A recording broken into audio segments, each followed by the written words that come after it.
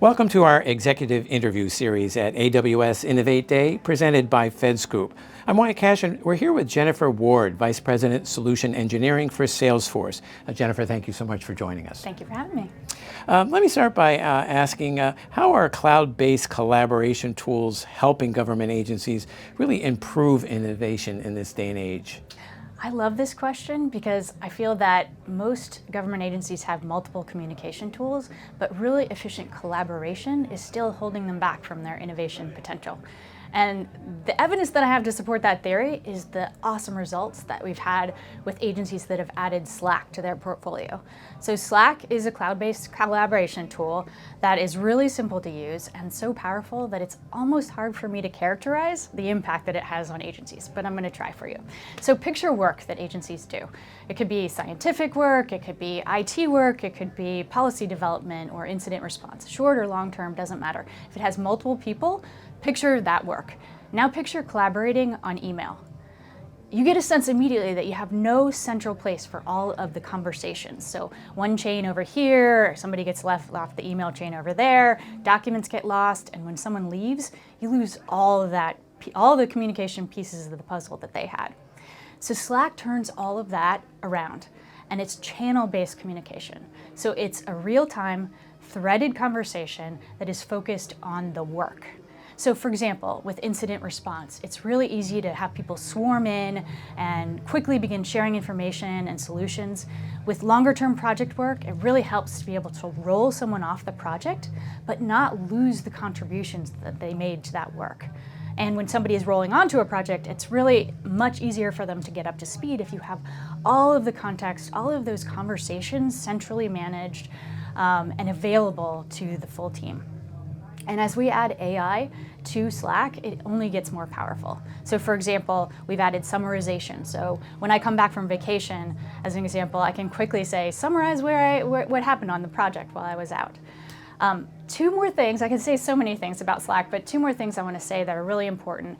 One is Slack integrations. So Slack has integrations to things like your email system, your files management system, tools like Jira, because the idea is that you're not going to get rid of those tools, you're going to bring them into the collaborative workspace. And then the last thing I'll mention for our federal customers, we have recently achieved FedRAMP High authorization that builds on our FedRAMP Moderate authorization so that every agency can take advantage of collaboration with Slack that really drives innovation. Well, congratulations on the FedRAMP ATO. That's Thank a big you. achievement. Next, talk to me a little bit about where you're seeing advances in other new tools and technologies having probably the greatest impact on improving mission-critical services. Right, so when you think about mission and agencies, most agencies exist to help people, to serve citizens in some way. So a lot of agencies are dealing with citizen requests in the form of calls and questions, maybe applications that have to be processed, issues that need to be resolved. And I see it a lot of government agencies because of resource constraints and staffing issues. There's a growing backlog of service requests for these citizen requests. Here's where AI can really have an impact on service. By embedding AI in the flow of service work, we can really close cases faster and better because AI can do things like help you find the right information to ground a prompt, whether it be structured or unstructured data that helps you ground the prompt that gets a good draft response to a citizen request from the AI. AI can also do things like, what's the next thing we should do on this case? What's the next best action that we can take to resolve or move this case forward?